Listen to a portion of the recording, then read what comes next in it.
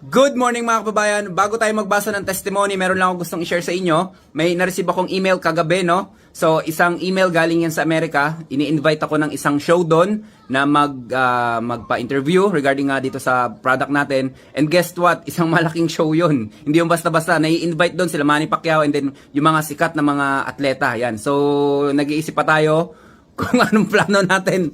Kasi gusto ko, syempre, manatili lang tayong manatili lang tayong humble. But anyway, malalaman nyo rin yan. Ilalabas din natin yan. Anyway, mga kababayan, nare-recognize na tayo sa buong mundo. And then mga foreigner na nare-recognize na tayo. Siyempre, nakaka-proud, no? Isipin nyo yun, magsasaka lang to, ha? Magsasaka. Gala pa.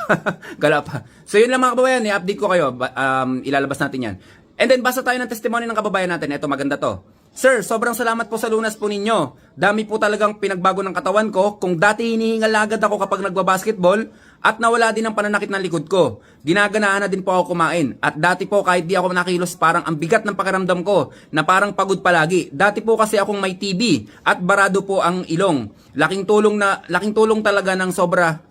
Pinagmamalaki ko po talaga ang produkto nyo. Gusto ko po sanang umorder, kaso kapos ako sa budget. Salamat po dahil maginhawa na po ang pakiramdam ko. Okay kabayan, so kapos ka sa budget, sige PM mo lang ako, tulungan kita. Anyway, dati daw siyang merong sakit na TB at barado lagi yung ilong niya. Ito yung purpose ng lunas. Hindi lang linisin yung inyong bituka. Pati lahat yan.